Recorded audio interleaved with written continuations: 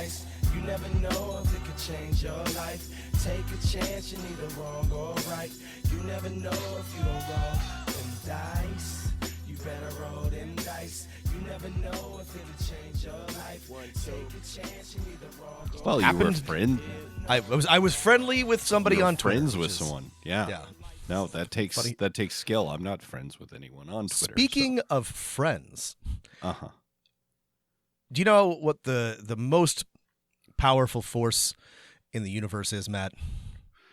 The most powerful force is probably the Force. Like even the might of this battle station can't compare to it. You might think so, and Star Wars' own narrative would have you believe that. But if you really pay attention to the Star Wars movies, it's the power of friendship, Matt. Yeah, it's that's what really is the most powerful. Powerful, motivating force, the thing that really gets things done, and that's the real lesson also of Baldur's Gate 3 is that it's all about the power of friendship is at the core of this game.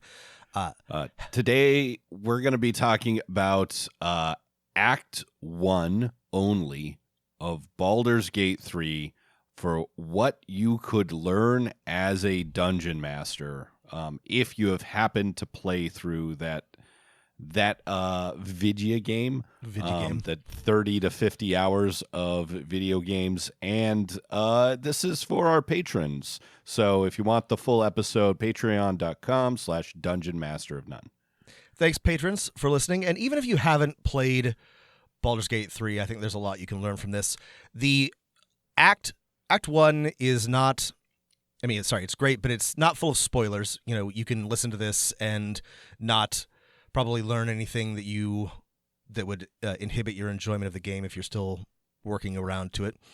But it has been around for a while, and Act 1 was the only thing that was available in early access for 4 years or something. So a lot of people have played a lot of this act. Not me. I've played a lot of this act, but only after release. But there's a reason why we want to talk about Act 1, and there's several reasons.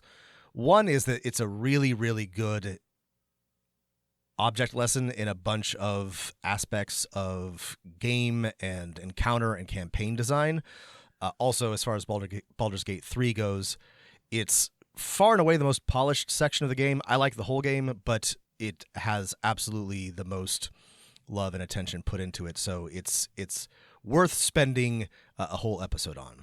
It's really also a fun game. Sorry, right? It's really Rob fun. has already really talked fun. about how good this game is on the show, but I finally caught up to Rob in at least playing through Act 1.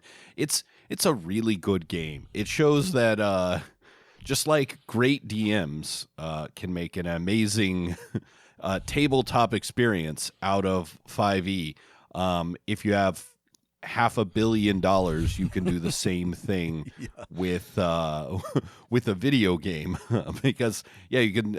It's a great adaptation of the 5th edition setting of the Forgotten Realms, lovingly crafted at every step, incredibly enjoyable from a tactical sense, from a role-playing sense. Just listening to every voice actor speak their lines is super fun. I think I mentioned this in my review, but it honestly made me a little frustrated because it was so great to see how 5th edition could be used if you were not shackled to some of the conventions and priorities of Wizards of the Coast, willing to change some small things, able to make some interesting innovations. It's really fun, even with the 5e rule set, which is limiting. I talked about some of the small changes that they made that made especially tactical combat a lot more interesting, but just a bunch of little small things that really, really punch up the system.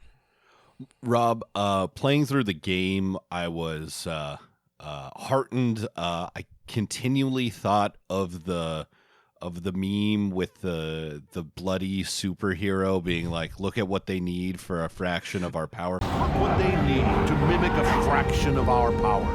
That's right. Baldur's Gate 3 had a $100 million, $200 million budget. Yet, with all of that money still in the game, and I think this is a brilliant choice, by the way, this is not a criticism, a narrator comes in and describes things like a dungeon master would.